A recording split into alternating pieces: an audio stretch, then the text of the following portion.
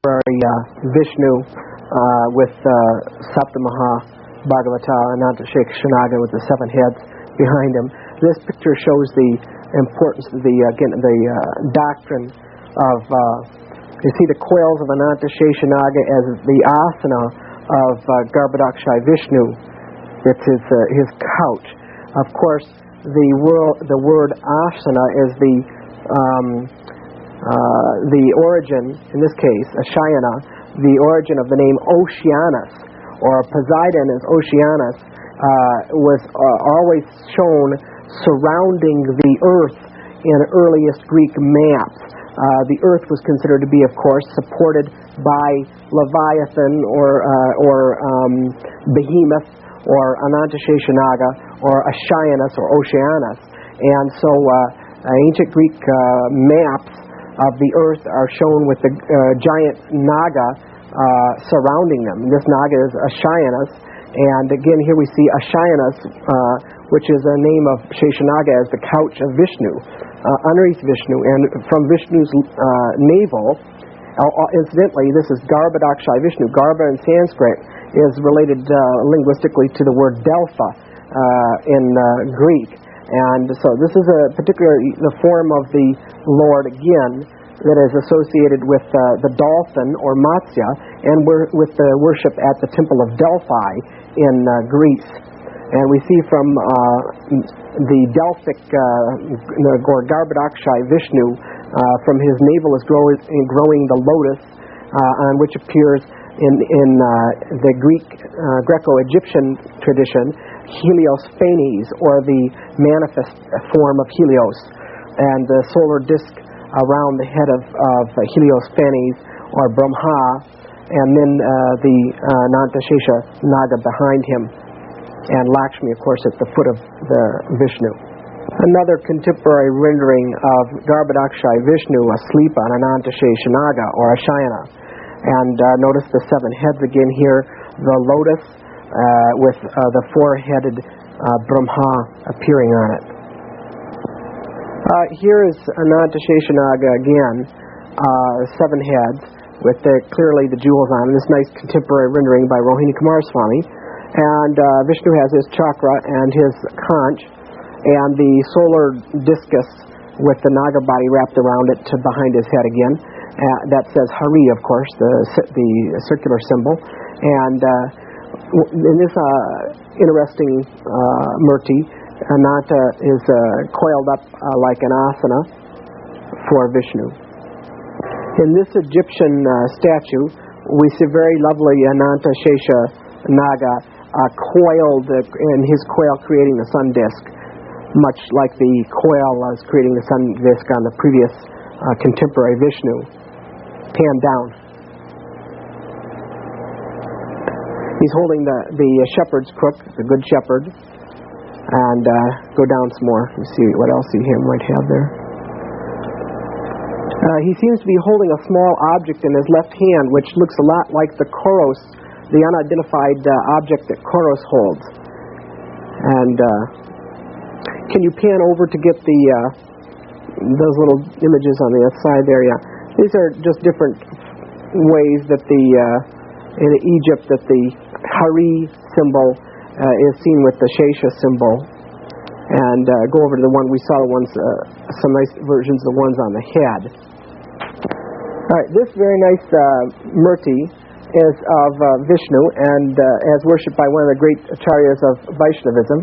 And we notice that next to his arms there are these strange-looking elephants. And the important thing about the elephant is that actually Airavata, Naga, and so forth, these different, or Hastinapur, Hastinapur used to be called Nagapur, or Airavata. And the Naga is a pun. It means both a serpent and elephant. Because the elephant's trunk is like a serpent, it is also called a Naga. And this is what accounts for the difference between the elephant supporters, which you see along the temple bases in the Orient, holding up the temple and holding up the world, and the snake supporters holding up the temple of the world in Egypt and the Mediterranean. It's actually a pun. You might say, well, what does an elephant have to do with a snake? But in both cases, the word that was used for them in the Sanskrit was identical. So we look at Vishnu here, and as we go up, we can see the 7 hoods of Anantashesha above his crown there, and then the body again forming the discus behind the head. Also, right above this, we should notice the Kirti Mukha, or the face of glory. This is often has the nagas behind it or around it too. And later on, we look at the aegis or the crown, the headdress of Athena and of Narahari or Zervan or Saturn or Kronos in the west. We'll see this again also on the island of Crete. There are very early forms of the Kirti Mukha, which is supposed to protect the temple. In fact, it really is a variation in the west on the face of Narahari. It's a Leonesque type of human face that has fangs and is ferocious looking and has nagas behind it, and often the peacock feather, as this one has, or some stylization thereof. Now here is a traditional icon, a contemporary rendering from the heretical Kali school, where we see that Saturn, and here Sunny, as Kronos or Narahari has been confused with some demon, which is quite an ancient problem. That's the same reason why the Gnostics thought that the deity of the Old Testament was some demon. And we notice the 7 heads, or should be 7 heads actually. Okay, yeah. The 7 heads above Sunny or Saturn. That's why, of course, it's called Saturday. It's related to the planet Saturn as the 7th of the planets. And Sunny is a name of Vishnu, and it was actually the earliest form of Saturn. This was really the form of Narahari. And the only remnant of that you can see on this head of Sunny is that he has fangs like a lion. And he's actually, this is his decapitated head sitting as an offering before Kali, showing the antipathy between the two cultuses. Now, go to the left. As we see here, the support we saw earlier of the Egyptian Nagas with the planets on their heads, then go down. And in the Orient, all the elephants that are frequently seen around the base of the temple or as a border design under the throne and so forth of the deity. This is because, as earlier mentioned, the pun between Naga elephant and Naga serpent. Now here is Narahari, which was a very important name of the deity in the Western world. And he is seated on a nice asana of Sheshanaga's coils. So this is almost like the discus in the coils, again, of Hari in the coils of Sheshanaga. And he's holding Prahlad on his lap, and that he has the solar discus and the conch, and nice 7 hoods of Sheshanaga above his head.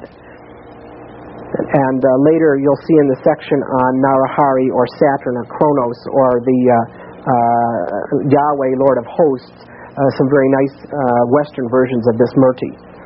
Go over to the next one on the left. A little bit more difficult to see. Here's another nice Vishnu with the elephant and the Nagas as his symbols. And then to the left, this is a nice 7-headed Sheshanaga, kind of with almost with a discus being formed by his hoods. And then again Brahma, which is frequently in the picture because it's part of the Sampradaya. And again, this one has Vishnu in it. Vishnu is also one of the heads, as Rudra, of one of the 4 main orthodox schools of Vaishnavism, panned down. This is a form of Vishnu here, and he's again standing on the lotus, has the club or scepter in his hand too. In this wonderful rendering of Vishnu, Garbhodakshay Vishnu on a Shayanas, the coils of Ananta Sheshanaga in the Garbhodak ocean, we can see that, pan up a little bit. Anantashesha isn't always just lying or sitting around quietly holding planets on his head. He actually takes part in the destruction at the end of the universe, according to some stories. And he's also described as breathing fire, as nicely illustrated here. The importance of this, of course, is that in the Arab and the Black African and the Jewish traditions, sometimes he's confounded with Leviathan, which is actually probably more the anti-Christos, or the evil counterpart of Sheshanaga, which I might not do during this particular time, but I also have a lot of pictures of that. Krishna is seen frequently as depicted as destroying this particular Naga, but the behemoth in the Old Testament and in Islamic tradition breathes fire and is a many-headed serpent. He goes on his belly and so on and so forth. But he is described as the manifestation of God, a supreme manifestation of God, and God's ally who destroys the evil serpent at the end of time, and in various forms of the legend is the kind of the creature or beastly manifestation of God himself. And the interesting thing about behemoth being always translated as some kind of an elephant creature, again shows the ambiguity, the problem amongst the ancients of this pun business between an elephant and a naga. Of course, we use the term behemoth today to mean a hairy elephant. This beautiful icon of Vishnu, again appearing before his devotee, we see all the typical Vishnu features, and go down, and you'll notice here that his devotee is worshiping him with a ghee lamp, and actually I saw many of these ghee lamps when I was in India. The Anantashesha Naga is holding the wick, and has most usually 7 heads again, and is holding the wick, and so there's a seven-headed lamp. And nicely, the artist here has created one of these lamps for her use in worshiping the Lord. And the significance of this again is either the fire-breathing Anantashesha Naga or the planets on the heads of Sheshanaga. But the great importance again is, and as in the West, the Sheshanaga breathes fire and holds planets on his head. The fact that this is actually the behemoth of the Old Testament is that in the Jewish and the Muslim and the African tribal traditions, the great serpent of God behemoth is holding the planets on his head. And that is one of his major functions, is to hold up the world. And in Greek tradition, prior to the so-called Atlas myth, in all of Greek tradition, besides the common depiction of the earth being encircled by Oceanus or Oceanus, it's held that the actual support of the earth itself was a great naga that balanced the earth on its head. And there are some myths regarding how this naga tricked Atlas into holding the earth for him. Of course, the Jewish parallel is the 7-branch candlestick, which is very important, and that together with the naga as the healing symbol, and the business about Moses' staff turning into a naga, and the appearance of the name Nahusha and Ir-Nahash, Nahash meaning in Hebrew mystical serpent, and the city Ir-Nahash meaning being directly linguistically related to Nagapur, Ir and later PR in Hebrew meaning city, and the existence of an unlocated city of the name Iravatas in the same area in very ancient times, all makes a very strong connection again with the traditional ancient Hebrew forefather named Nahusha, with Nahusha appearing also in the family of the Yadavas, Krishna's dynasty. All that makes a very, very strong case for the worship of Anantashesha Naga as related to Sapta Mahabhagavata in the West. 5, 4, 3, 2, 1. Of course, the appearance of the great serpent of God is always associated with the Vasudeva or the incarnation. And we see this in Western tradition, of course, where the Dionysus and Alexander the Great, all the great kings, even into medieval Europe, all have these experiences of some kind of miraculous serpent appearing in their crib, or that they played with serpents when they were children, and so on and so forth. And in this case, of course, here's the appearance of Krishna, and Ananta Sheshanaga is protecting him as his father carries him to safe haven in the Abira family of the cowherds. Then, go to the left there. What we're seeing here is a good example, several examples actually, of how the heads of Ananta Sheshanaga became stylized over a long period of time and ended up being just kind of decoration. So we're going to look at several different forms of decoration on murtis that traditionally have an Ananta Sheshanaga behind the head, where the Sheshanaga has turned into a leaf-like pattern or a scallop-type pattern and so forth. This is in the Shringadeva. And now go to the right, all the way over. We're going to look at that one a little bit later. Here his hoods have become leaves. Also remember that the palm leaf or any kind of a leaf or flower that has this type of a configuration, and the scallop and so forth were frequently used as symbols of Sheshanaga. Now go up. Here is another example. These are kind of curlicues. Now you see a little leafy decoration around the circle behind the Lord's head again, and almost wave-type curlicues up behind the head. And in the west, go to the left, we see the importance of the scallop shell, a stylized scallop type of design on what's called the ambon in Greek, but especially in the earliest Christian icons. Many of them, the niches that they were placed in, and the early icons had a stylized type of scallop design over them, and it was practically, in one school of iconography, a mandatory thing to put this behind the Lord and His mother, especially.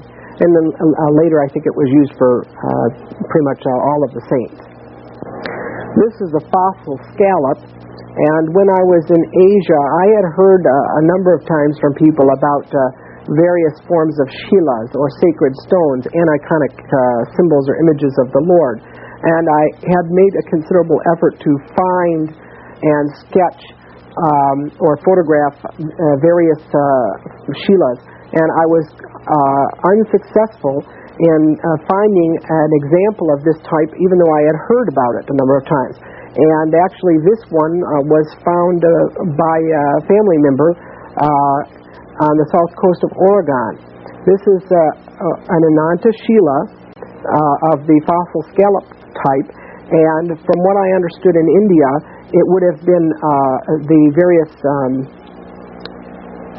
demarcations would have been painted as the hoods of Ananta Sheshanaga, probably divided into 7, and then painted that way with some tika or tilaka as they paint the shalagram shilas and the other shilas that are worshipped by the Vaishnavas. Now, of course, these shilas were worshipped in the Western world, most famous of which being the Zeus Petros, which was the form of the Lord which was worshipped by the Greeks before they started carving the Koros images. And they would dress and serve the particular form of the Lord. And this is no doubt what's called the Ammonite, and which was the sacred stone of Ammon, and so-called. And in the East, we see is today worshipped as a shalagram shila. Also in Vaishnava temples in the Western world, these stones are painted, and they're usually stones that have either a cephalopod or a snail-type fossil in them, which looks like a horn of Ammon, or another type of marine creature fossilized, which looks like a solar discus. Now on this Buddhist murti, of course we see the petals of the lotus feet, and then pan up. The Buddha that's facing front, of course, has a solar circle around his head and a lotus over his head, but on the left, notice there again is the great seven-headed Naga with the jewels on top of his head, and in Buddhist tradition he's called Muchilinda, and the story is, actually there are a number of different legends about him, but one of the most prominent stories is that when Lord Buddha was in meditation under the Bo tree, that there was a huge storm at one point, and it was very violent, and that the great king of the serpents, or serpent deity, appeared, and as with the hoods of Anantashesha protecting the Lord after his birth as Krishna, the great serpent king spread his hoods over the head of Buddha and protected him from this very violent storm. Of course, there is other tradition that speaks of, in the Mahayana Buddhist tradition of Lokeshvara, that this is a symbol of his deity, as is the Garuda above the throne of the Buddha. Here's another Vishnu Anantashesha with the jewels on his hood and large lotus petals. It could either be lotus petals or coils of Ananta beneath him, and then drop down all the way down to the next. All right, now on the right there, you'll see this. You'll see this.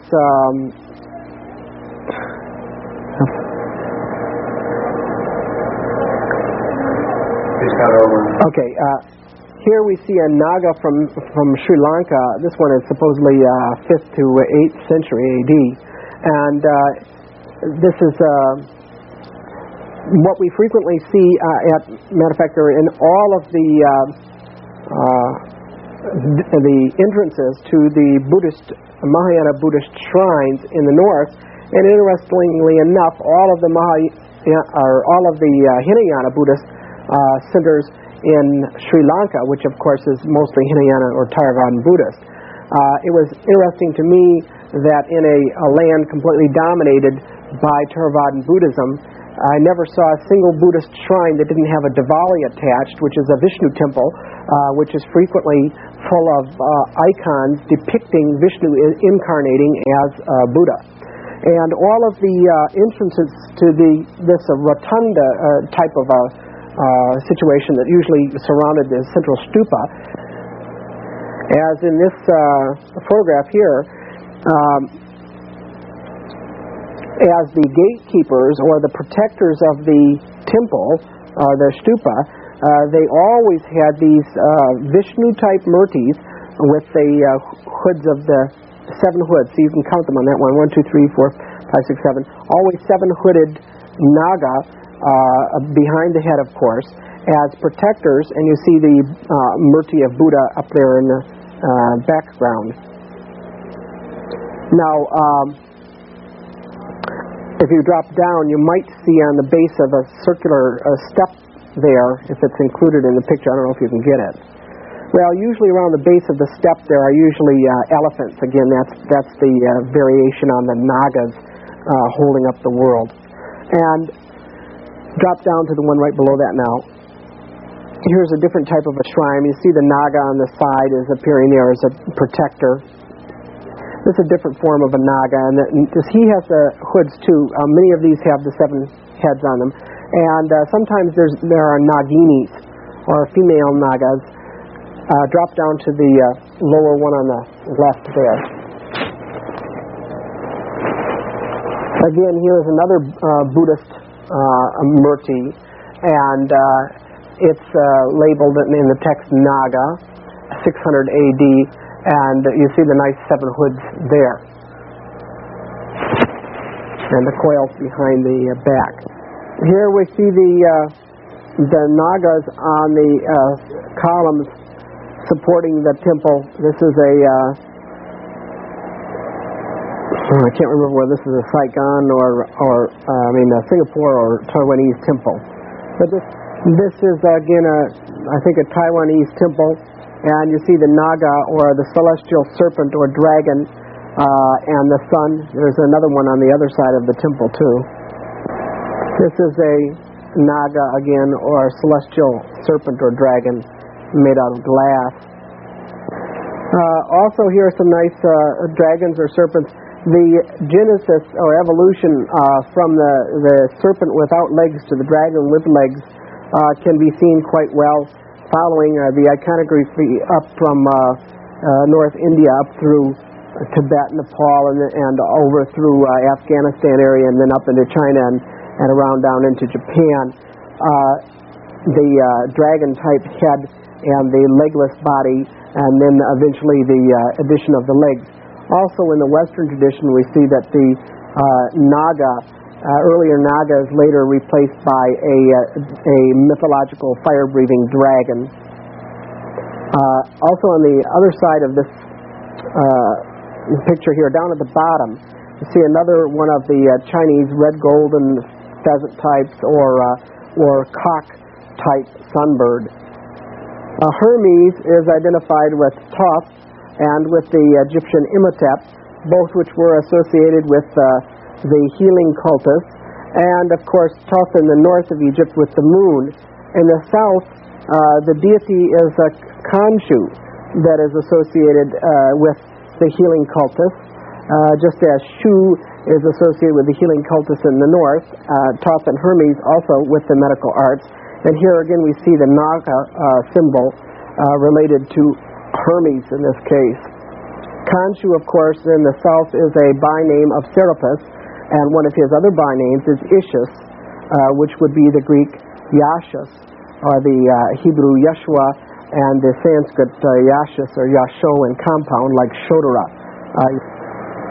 This is an example of the pagoda style of architecture, which was used in the Puranic age. For instance, in the story of the Mahabharata, when the Pandavas are nearly killed in the house of Lak, we understand from our historians that this particular type of architecture, massive wooden building and buildings using wood and sun-baked bricks, was the common type of building in ancient times, which spread, which is called the pagoda style of building, and which spread into the Orient from northern India. Some of the buildings, for instance, in Nepal today that are still built on this style are as many as 5 or more stories tall. And we see the nice murti on the support post here. Has a forearm Vishnu form with the Nagas. So that we see that actually, as opposed to the Nagas appearing painted around the base of the pediment of building or posts, a support post, or the elephants as such, that, for instance, as in the Buddhist one that we recently saw, the Nagas instead are coiled up the post or appearing on the rafters as support posts. This is from my Egyptian dictionary by Budge, and we see there, the moon god, the association of Ya or or Matsya with the moon, with Balaram with the moon, and so on and so forth. And then Khonshu below, you see this is the southern form, whose byname was Ishus or Serapis, and again he has, as with or Thoth, he has the horns with the moon on his head, but the Khonshu is, I think, holding a vase scepter, and then right below that is Shu also holding a vase scepter. That's very clearly a vase scepter. I'm not sure about number 17 because the picture's pretty small, but the number 18, definitely he's holding the Vasudeva scepter, and he has the feather of Shu on his head. And this white plume is very important, of course, as a symbol of Soker and or Shukra Bala or Balaram. Okay, go up to the middle there, the middle page that you have posted, and we see there number 13, Shu, Ma, feather, what is right, or true, I think is the rest,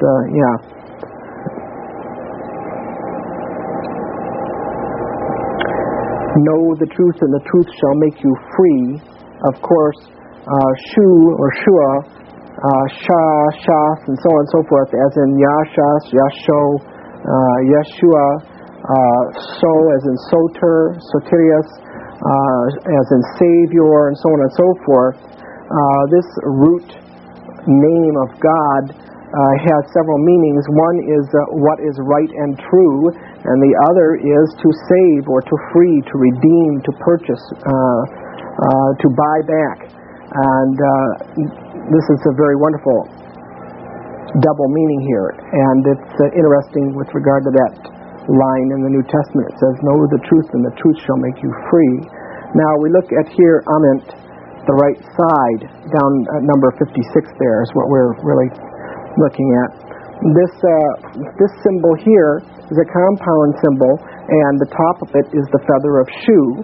And the significance of Ament is that one of the important names of the deity as the first redeemed from the dead, or the first to die and rise again, is Kintiaminta, or Aminti, which was a prominent name of the Lord in South Egypt, and the north, and associated with the northern forms of Soker and Usur, Soker or Shukra Bala, and it meant literally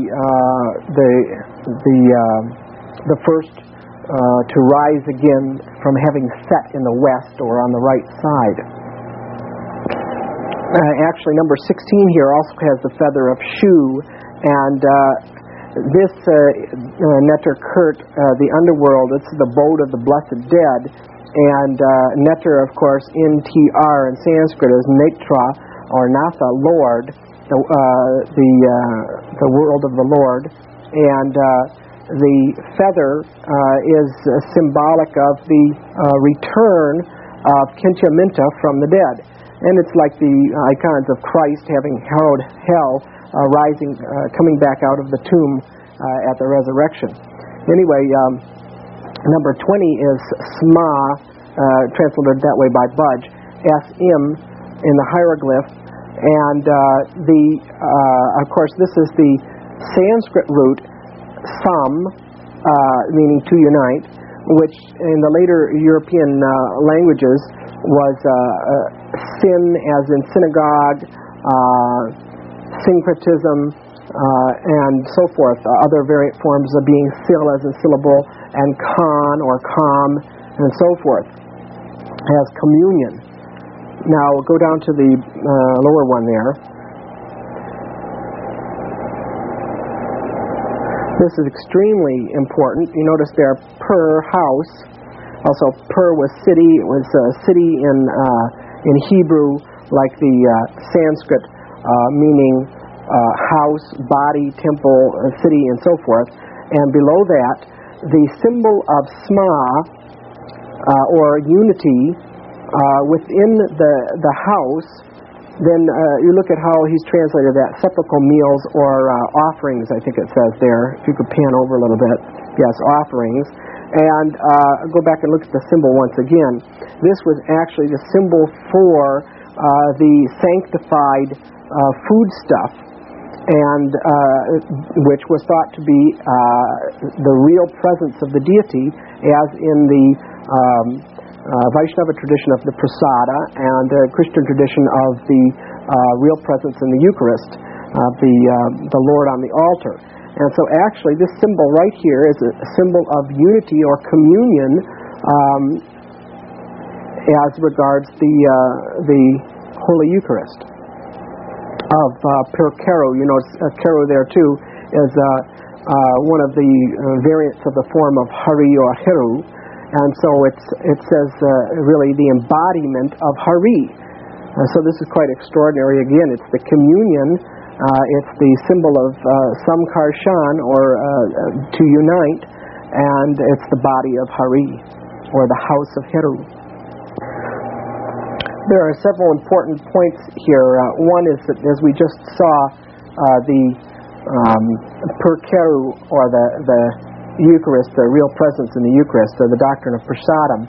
Balaram is considered to be Krishna's prasadam and Krishna's incarnation, just as Krishna's paraphernalia and so forth are also forms of Balaram, as is Krishna's effulgence. So that as Krishna's prasadam, or incarnation, is Balaram, we also see that he is frequently as SKR, Sokar Bal, or Shukrabala, considered to be the grain god, or the god of plowing and agriculture. We notice here that they don't give a sound value for this to plow, but I want you to notice what the plow looks like in the person's hands here. There's a pun on plowing, or several puns actually on this word.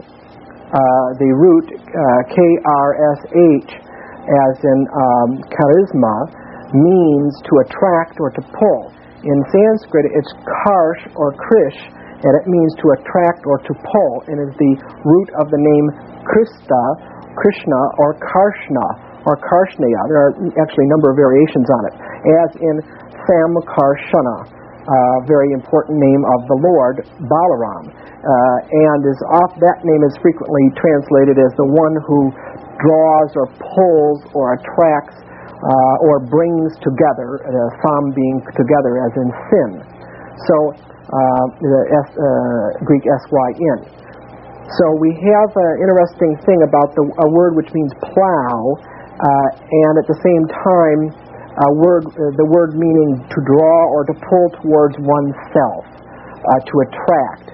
And this is usually given by Vaishnava authorities as the meaning of the name Krishna, all attractive, or the one who draws or pulls or brings everyone to himself. And this is, of course, the meaning of a charismatic, of course, meaning one who draws or attracts or pulls to themselves. And the other side of the thing is that the visual pun on the plow here, so that the plow itself is a ideogram for the love, or the beloved, the attractor, the one who draws everyone to himself, or Krishna. This particular, these phonetic values given to the symbol of the plow, but the interesting thing here is it means to love. And of course, the god of love was considered to be Samkarshan, or Balaram, the original spiritual master, and Krishna, of course, is the god of love. And the word charu, or charas, in Sanskrit means beloved or dear, as in Latin kara, or karu, and so forth. Many different forms of this in the Indo-European language family, meaning beloved and so forth, all related to the same root, which means to draw or to attract. Also, note right below that these other words for plow. This is the type drawn by a bullocks. Also, the important thing about the bull or the ox used as a plow animal is that it is also called karshna in Sanskrit, so that a bull can be, or ox can be, again, an ideogram for Krishna, or Karshneya, or Karshna. Anyway, notice here R. The linguistic relationship here to hal, or HL in the Sanskrit, and AR in the Latin is very important, because one of the names of Balaram as the plow holder is Haladara, or Halayuda. When he wields it as a weapon, it's usually Halayuda. Haladara is just plow holder, and the Sanskrit word hala for plow can be seen in the name of the Lord as Jupiter Arator, where the word Arator is directly related to the name Haladara, meaning plowholder. Here the symbol Sheshata, he translates as the name of a goddess, but notice that this is actually the seven-leafed palm frond symbol. Okay, so here we have a symbol that's called the Shesha, and it means to be wise. Well, one of the characteristics of Ananta Sheshanaga, which is usually translated as kind of like the unlimited remainder or unlimited end, because in Sanskrit sometimes they translate the word Shesha to be the remainder or what follows or what is at the end. Ananta Sheshanaga, of course being the name of Balaram in his magical serpent form or celestial serpent form, is considered to be the wisest of all beings, and he is the one who is recounting the pastimes of the Lord unlimitedly, and has unlimited heads and unlimited tongues, and is the patron of all knowledge and the wisest of all beings. Okay, so here we see one of these complex combination of pictorial and phonetic puns. Here's an entirely different glyph, and it has the value of shesh, and it means to follow after or to follow, and is closely related in use to the Sanskrit use of shesha as what remains or what follows after or what is left. Of course, Ananta Sheshanaga is eternal, and he is at the devastation of the material universe. Of course, Ananta Sheshanaga is still remaining. And then if we go up and we look at the other meaning, to be wise, and we see the association with the number 7, and with actually the Naga Murti I couldn't find in the book here. I've lost a page apparently. But also the Nagas appear to be called Shesha or Sheshata, and Budge interprets all of these Nagas and all of these forms to be feminine. And there may be, some tradition there of a Nagini or a feminine aspect or something like that. However, if you look at the use of the symbol, the earlier symbol, if you go back down to the palm frond symbol, you'll notice that was the pan back down the palm frond. Let's see, right probably in there. So right there's one on top of her head. You see, it says here the goddess Sheshata. You'll notice that was the very same symbol that was on the head of Sephek in the earlier icon, where he's painting the king's name on the fruits of the tree of life. And Sephek is definitely a masculine deity and is the personified Egyptian number 7. Okay, this is the Egyptian number 7, which has the phonetic value, according to Budge, of S, F, and Chi. But you should also notice that, or take note that the B transforms to a P, which ends up in an F sound sometimes. And Budge himself notes that there was no E in the Egyptian language, but they have used this E where they aren't sure what the vowel sound was.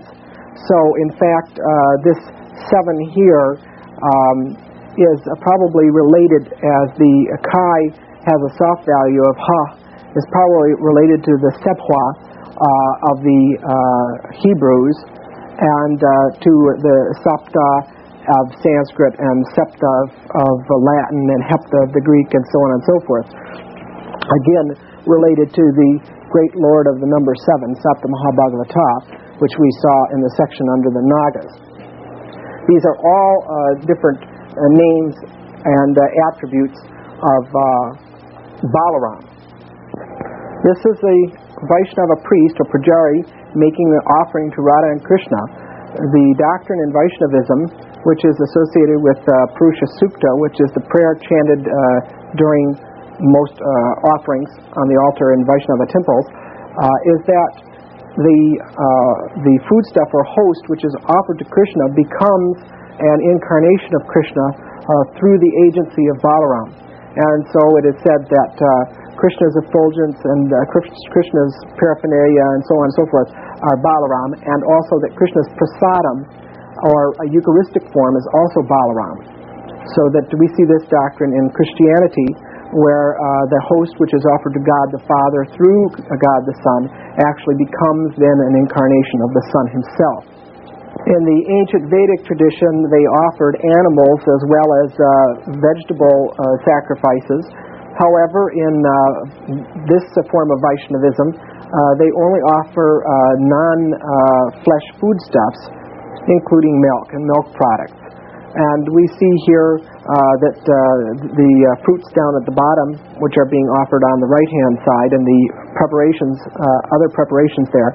Of course, the idea of first fruits being offered is well known from the Old Testament tradition, but actually the first of everything was offered at the temple amongst the Vaishnavas, and this was also a practice of Nazarites and various of the other Jewish sects. Everything, in fact, was offered to God. Nothing was eaten that had not been offered, and a portion, or the first of it, was offered at the temple. So that in Vaishnava temples, what happens is a lot of something is prepared, enough to feed all the family of God that are at the temple and any visitors that might come. It's prepared, and the first of it is taken on the altar without anyone seeing it or tasting it, even the cooks, and prepared nicely, and then put on the altar and uncovered before the Lord, given to God, and then after the offering is made to God, then the rest of it is distributed to the devotees. The earlier picture that we saw, which showed Balaram as the first expansion of Krishna, and then his other manifestations, or Krishna's manifestations through his agency as Vishnu and different incarnations. This is the form mostly known as Samkarshan, and you'll notice his beautiful white body, as Balaram's original form, his body is white. When so-called Soker and Usar are depicted, or Soker and Osiris, which is actually SKR Shukra, early form of Shukla, which means to be white in Sanskrit, and is a very prominent name of Balaram, Shukra Bala, or White Bala, or Shukla Bala. You always see that when Osiris or Heru and Soker are depicted together, he is black and Soker, or Shukra, is always white. This is another one of very important features, iconographic features of his, as well as the plume and so forth. Now in this one he's not wearing a plume, he's wearing a peacock feather. However, we also know that in the Vaishnava tradition, he is considered the older brother. Although he's a first expansion, this is one of the mysteries of the Godhead, that he is considered the older brother of Krishna, who is actually the origin. And interestingly enough, in the Helios tradition, very even late forms in the very misunderstood tradition of Apollo, Dionysus is considered to be like an older expansion, older form or brother of Apollo. And Apollo, as Usar, is blue, and the Vasudeva is blue, and so forth, and the Dionysus is white. So this is an important icon here of Samkarshan, whose name again means to draw or to pull together, or with Krishna, and is related to the Egyptian word sma, to unite, and to the Eucharistic Lord, or the plow deity. So in this icon we are looking through a window into the spiritual world, into paradise, and we see that the lotuses were there, and the running water, and the sacred white cows, or sarabi, of the Lord, and the peacock, and the blue-bodied supreme deity, Jupiter, Amun, or Zeus, or Narayan, with his golden dhoti, he's Hari, and his peacock feather, he's Trioculus. When he has his two eyes plus one peacock feather, he's Trioculus, or Triops, Helios Triops. And when he has many feathers, he's the Argos type of many-eyed deity. And when he usually has, though, either one feather or he has 3 peacock feathers on his head, because the name Triaculus or Triops is very important. And next to him, his older brother, Samkarshan, Shukrabala, and so forth. And this beautiful white plume on his head, of course, which is the plume of Shu, the Savior, and the truth, and so forth. And pan down there, you see he's wearing the blue dhoti, and he's holding his plow, hand plow. So these are the icons of Krishna and Balaram in a Gaudiya tradition temple. And you see here that Krishna is actually black. That is a very common occurrence. Usur, or Osiris, is also black in a lot of Egyptian murtis. And Balaram is there with his white form. Well, the one problem with this picture is that Balaram is on Krishna's left, and that is a iconographic mistake. He should always be depicted on Krishna's right hand, just as Christ is always at the right hand of God the Father. See here, Balaram is wearing blue clothes. He's also wearing like a turban. Dionysus is very frequently depicted with a turban, and when Balaram isn't wearing a white plume, he's most often wearing a blue turban. He wears a turban about 100 times more than the Krishna figure ever wears a turban in any Vaishnava images. Now, if we look up here, we see that the white cattle were in the back, and then here is Brahma on his swan carrier overlooking the scene. Always there's this connection of the worship of Radha and Krishna, or Balaram and Krishna, with Brahma Sampradaya or Surya Sampradaya Vaishnavism. Again, the paradisical scene with the peacocks and the swans, the Hari, everything we've seen before, the blue dhoti, and notice in Balaram's hand the horn. This is another important symbol of Balaram. Balaram is here wearing a turban instead of the plume, and his plow is over his shoulder. Each one of these contemporary Vaishnava pictures is painted from descriptions in the Srimad Bhagavatam and ancient Vaishnava sources, and they are really extraordinary pictures of what we see in very fragmentary form in the West. This would be, again, the giant flowered dvipa of Rhodos, or Rhodes, the paradise of Helios and Dionysus, the Korai, the 2 Heru gods, or Hari gods, and they are at the head of the Korai, the cowherd boys, their friends, as in the hymn to Koros that Jane Harrison wrote about. It's said that he is the origin of all the gods. And here he has the 3 peacock feathers, and Balaram right behind him, white in his blue dress with his effulgence and his white plume. And there are the sacred white cows and the cowherd boys and the swans and everything else in their paradesha, or paradise.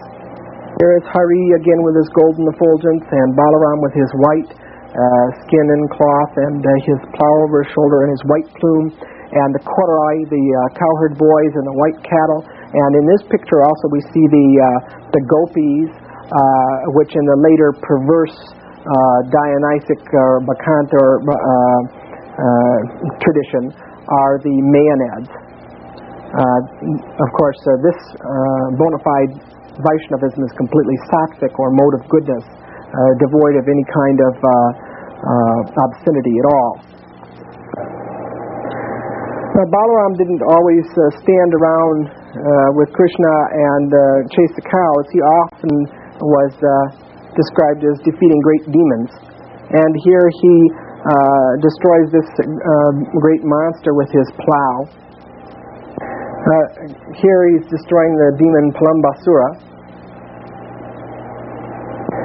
When Balaram wasn't playing with Krishna and the cowherd boys or killing demons, he was standing in for Krishna in the rasa dance with the gopis. And here he has his plume and all of his traditional iconographic features, And the story is, and has very important theological elements to it, and that's that when Krishna was no longer present to the gopis and they were dying from lamentation in separation with Krishna, Balaram went back to Vrindavan and visited with the gopis and danced with them in the rasa dance. And in the presence of Balaram, they were actually satisfied, and all of their lamentation left them. And the story is that Balaram was drinking varuni, or liquid honey, from the trees, and he became very jolly in what might be called an intoxicated fashion on this varuni, and having so much fun, he spent the evening, the whole night, dancing under the rising sarat moon with the gopis and playing with them. So actually we understand that for those who are devoted, for instance, in the Judeo-Christian tradition, in the type of bridal mysticism, conjugal relationship with God, that in fact they are not going to be in the beatified state dancing with God the Father or the betrothed of God the Father, but they are the betrothed of God the Son, who is the original spiritual master, and so forth. It's the personal consort of God the Father dances with God the Father, and it's his expansions which are manifest through the agency of Balaram that actually dance with the expansions of Radharani, or his consort. And in this particular case, we see here is this doctrine in the story of Balaram dancing with the gopis in the absence of Krishna and satisfying their heart's desires. Also, of course, the story about Dionysus and Helios is that Dionysus is the spiritual master of the Helios cult, and that he danced with led the Maenads and danced with them, and so forth. And all of the perversities of the Bacchantic or Dionysic cult, left-hand tantric cult, even the details of their orgies and the intoxication and so forth, are all left-hand tantric perversions, which we commonly see in India, of the stories regarding the original Dionysus, or Deva Nisya, who is Balaram, the original spiritual master of the cult of Radha and Krishna. And I'll describe this elsewhere in the Thesis. So finally, again, we see this as a nice depiction of Krishna and Balaram with his plow and the unlimited cows, the cattle on 10,000 hills and so forth, and the cowherd boys. And you may be able to see in the distance, as in some of the other pictures, that the cowherd boys are different colors. I see a blue one back there. It's said that the colors of the races in this world are a reflection of the flower-like colors of the people in the spiritual sky. And here again you can see Balaram's plow quite clearly. These cows aren't really flower colors, but in some of the other murtis you can see that the cows are also, like the boys, a variety of flower colors. And this is one of the things that we could notice, the difference between Goloka Vrindavan, or the celestial abode, and the earthly Vrindavan. The cows in the earthly Vrindavan are normal earthly colors, and the cows in the celestial Vrindavan may be different colors, as might also the children be. Amitya is a very important manifestation of Amitabha, the Buddha of boundless light, is portrayed in Sukhavati, or the Western Paradise, a place where those who have sincere belief in Amitabha can be reborn. Of course, the Dharmakaya, or Chinrezi, or Chintamani Lokeshvara that we saw earlier, is the original form of the deity and is Krishna, and his immediate expansion is Balaram, and in this tradition is Amityas. Amityas is actually the source of all of the Lokeshvara forms, as Balaram is the source of all the Vishnus. In Sukhavati, which means actually the happy land, all conditions are perfect for spiritual progress. Amitabha and his reflex Amityas are spiritual sources which, are the spiritual source of which Lokeshvara and Tara emanate. As such, they are the guiding principles of much of Tibetan religion. all the Buddhas surrounding impetus are also representations of impetus. So the doctrine is shown here that all of the Buddhas, or these incarnations, are all actually manifestations or incarnations of impetus, who is the original the spiritual master. And in the Sukhavati Vyuha, which is a very important northern Buddhist scripture, is a beautiful description of the Happy Land, or the Vaikunthas, which is directly a description of the Vaikuntha heavens of Narayan or Vishnu. The Dharmakaya, or Trinity doctrine within Mahayana Buddhism, the Trikaya doctrine of the three forms or realms of manifestation of the Buddha. Of course, the Dharmakaya is the realm of Amitabha and Amitayus in their original two-armed beautiful form.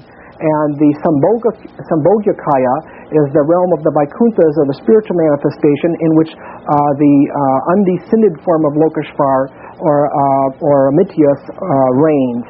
And the Rupakaya, or the realm of material manifestation, is directly the material worlds of Vaishnavism, where Lokeshvar incarnates in so many different forms. And the various forms of Lokeshvar are the forms of incarnation of Vishnu, like Makindanath Lokeshvar is Matsya, Bhadra Varaha Lokeshvar is Varaha, and Hayagriva form is there. The form of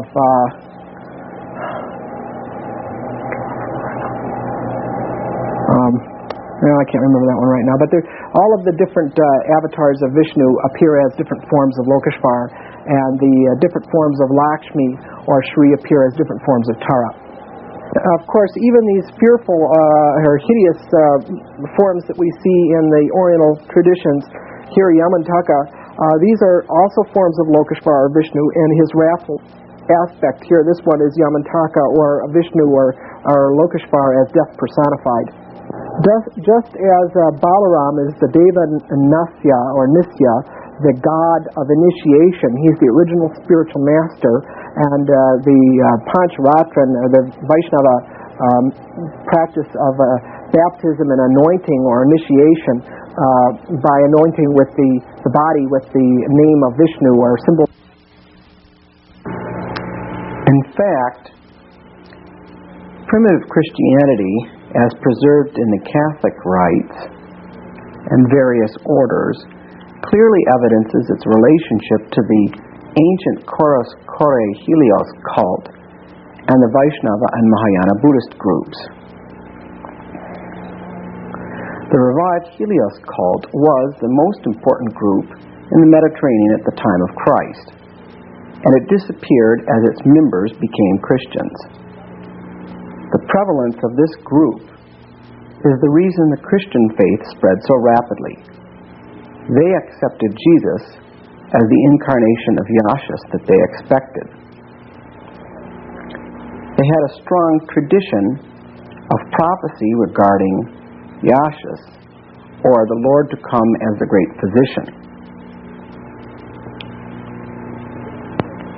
The mystery orders were both left and right-hand religious orders of the various Usur and Ushas cults. Ideas of the afterlife, funeral texts and practices, which were common in Tibet and Egypt, were part of this same tradition. Freedom from slavery or sentence for crime was obtained by getting to the protection of a Helios member's residence or shrine. Surrendering with full confession and repentance could secure one's life even when there was a sentence, a death sentence, given by the order of the emperor. The saved person who received a new life and name had two godparents who were outstanding members of the community, which acted as witnesses on his behalf. He was bathed and anointed with God's names and symbols. Then his names were written on a special pillar or wall in the temple of God, and his name was inscribed in the temple's book of life. We cannot understand the New Testament of the Bible without studying the doctrines and practices of Vaishnavism, Mahayana Buddhism, and the Helios cult. It's clear from the book of Revelation that it is these practices which are being alluded to when it talks about the name of the living God, sealing the people in their forehead, becoming a pillar in the temple of God, and so forth. This inscribing of the person's name in the book of life and on the pillar in the temple, having two godparents and so forth, was